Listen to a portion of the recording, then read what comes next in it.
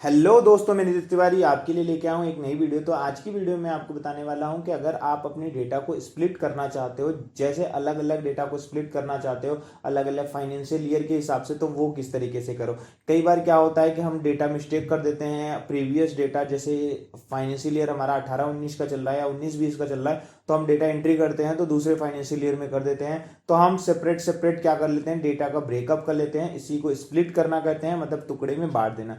तो बिना किसी देरी के मैं आपको अपने कंप्यूटर स्क्रीन पे ले चलता हूं। लेकिन मैं आपसे पहले रिक्वेस्ट करूंगा कि अगर आप मेरे यूट्यूब चैनल पे नए हैं तो मेरे यूट्यूब चैनल को सब्सक्राइब कर लीजिए, बेल आइकन दबा दीजिए ताकि कोई भी नोटिफिकेशन आए आपको सबसे पहले मिले। और अगर आपको ये वीडियो अच्छी लगे तो आप इस पर लाइक करिएगा और ये वीडियो टिल इन तक जरूर देखिएगा। तो ले चलता हूं मैं आपको अपने कंप्यूटर स्क्रीन पे।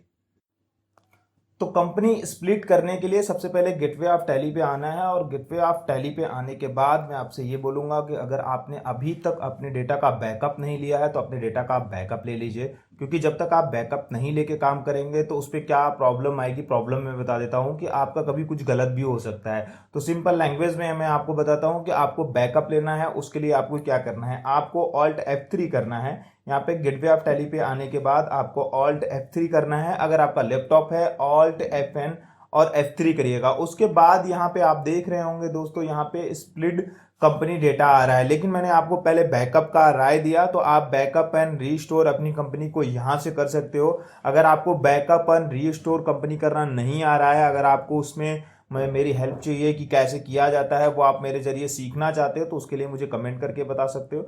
और मैं आपको बता दूं कि यहाँ पे आपको स्प्लिट वाले पे आना है, स्प्लिट कंपनी डाटा पे आना है। स्प्लिट कंपनी डाटा पे आने के बाद यहाँ पे देखो वेरीफाई कंपनी डाटा। यहाँ पे आपको कंपनी का डाटा जो है वो वेरीफाई करना पड़ेगा। अगर आपने अपनी कंपनी का डाटा वेरीफाई कर लिया तो आपको ये पता चल जाएगा कि कितने एरर हैं आपकी कंपनी के अंदर। और दूसरी चीज मैं आपको बता दूं कि ये इस तरीके से आपको अब बैकअप क्यों किया जा रहा है, या कोई भी चीज है आप बैकअप कर लोगे तो उससे फायदा क्या होगा, उससे बहुत फायदा हो जाएगा। अब मैं आपको बता दूं कि आप जब भी क्लोजिंग करिएगा, क्लोजिंग करने से पहले आप जर्नल एंट्री में, मैं आपको एक ओपनिंग दिखा रहा हूं, यहाँ पे PNL अकाउंट दिखा रहा हूं। तो यहाँ पे आपके कई ऐसे ट्रांजेक्शन्स हैं जिन ट्रांजेक्शन की एडजस्टमेंट एंट्री करनी पड़ती है, जैसे वो GST से रिलेटेड है। बैलेंस शीट में आप देखोगे तो जो बैलेंस शीट में हमारे GST है, ड्यूटी एंड टैक्सेस हैं, जितने भी तरीके के TCS हैं, TDS हैं, वो ड्यूटी एंड टैक्सेस को हमें क्या करना पड़ेगा, उन ड्यूटी एंड टैक्सेस को हमें जो है अच्छे तरीके एडजस्ट कर देना पड़ेगा।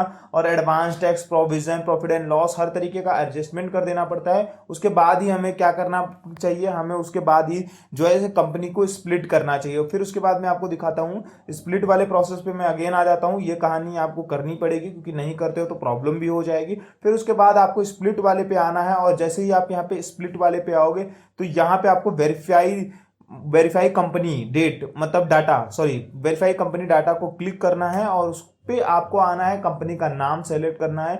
और देखो जैसे ही दोस्तों यहाँ पे इंटर करोगे, यहाँ पे जैसे ही इंटर करोगे, यहाँ पे आप क्या कर सकते हो, यस करोगे। और यस करोगे तो यहाँ पे एक लिस्ट प्रोसेसिंग एरर का एक पॉपअप आपके सामने ओपन होके आएगा, जिस पॉपअप पे आपको लिख के आएगा कि नो एरर फाउंड। अगर आपको कोई एरर आता है तो वो मुझे कमेंट करके आप बताइए, मैं उस पर वीडियो भी बना के आपको अपलेबल करूंगा, या मैं उस कमेंट को देखूंगा। स्क्रीनशॉट भेजिए मुझे कि क्या कमेंट, मतलब क्या प्रॉब्लम आ रही थी जब आप स्प्लिट करने गए अपनी डाटा को। फिर उसके बाद आप सेलेक्ट कंपनी पे आइए स्प्लिट करने के लिए। अब मेन प्रोसेस जो है आपका वो स्प्लिट करने के लिए। स्प्लिट का अर्थ क्या है, देखो यहाँ पे स्प्लिट का अर्थ है कि दो टुकड़े में बांट देना। मतलब आपने दो फाइनेंशियल ईयर का काम किया, 19-20 का काम किया, 20-21 का अब अलग करना चाहते हो। 19-20 का काम कर लिया, अब 20-21 का अलग करना चाहते हो, तो उसके लिए क्या करोगे, आप स्प्लिट कर दोगे डाटा को। तो फिर यहाँ पे देखो स्प्लिट करने के लिए डाटा यहाँ पे क्या आ रहा है, यहाँ पे आ रहा है नेम, कंपनी का नाम आ रहा है।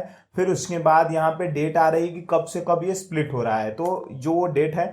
अब यहाँ पे देखो, यहाँ पे दोस्तों एक चीज और आ रहा होगा जो कि काफी कंफ्यूजन वाला मैटर है, कि first company and second company. तो यहाँ पे फर्स्ट कंपनी का मतलब क्या है, फर्स्ट कंपनी का मतलब है कि आपका एक डेटा जो तैयार होगा 19-20 का फाइनेंशियल ईयर का तैयार होगा, एक डेटा जो है 20-21 का तैयार होगा। तो जैसे आप यहाँ पे यस कर लोगे ये स्प्लिट हो जाएगा। मैंने ऑलरेडी स्प्लिट कर रखा है। फिर उसके बाद आपको दिखाता हूं मैं यहाँ पे, ये देखो मेरा जो है दो अलग अलग डाटा आ गया, एक 20-21 का आ गया, एक 19-20 का आ गया। अब दोनों पे जो मैंने पासवर्ड लगाया रखा था वो भी आ गया सेम, मतलब पासवर्ड के साथ। यहाँ पे मैं इसको एंटर करके दिखाता हूँ, नीतीश, ये ओपन हो गया। तो अब मेरा एक 19-20 का आ गया यहाँ पे डेटा। 19-20 वाले डेटा में देखोगे तो जो जो मेरे ट्रांजेक्शन थे वो सारे ट्रांजेक्शन मेरे हैं, लेकिन मैंने कहा क्या कि दो डेटा आता है, एक डेटा आपका अलग आएगा, एक डेटा आपका अलग आएगा। अब ये 20 वाला ट्रांजेक्शन मैं ओपन कर लेता हूँ, इसका भी मैं पासवर्ड जो है देखो यहाँ पे पढ़ के आ गया। फिर उसके बाद इस ट्रांजेक्शन को भी मैं ओपन करूंगा। तो यहाँ पे आप देखोगे इस ट्रांजेक्शन को जैसे ओपन करूंगा तो यहाँ पे सिर्फ क्या आएगा, हर एक चीज का क्लोजिंग बैलेंस आएगा। हर एक चीज का आपको क्या आएगा, हर एक चीज का क्लोजिंग बैलेंस आएगा। ना अकाउंट बुक्स में जाओ आप, ना तो सेल आएगा ना तो कुछ आएगा, हर एक चीज का आपको क्लोजिंग बैलेंस जो आपने क्लोज किया है। इसीलिए मैंने पहले ही कहा था कि आपको वन बाय वन एक एक चीजों का क्लोजिंग बैलेंस रखना बहुत जरूरी है, कंपलसरी है ये। अगर आपको कोई प्रॉब्लम होती है तो मुझे बताइएगा आप।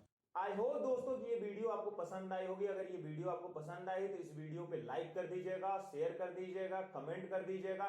जल्द मिलूंगा आपसे एक नेक्स्ट वीडियो में। तब तक के लिए टेक केयर।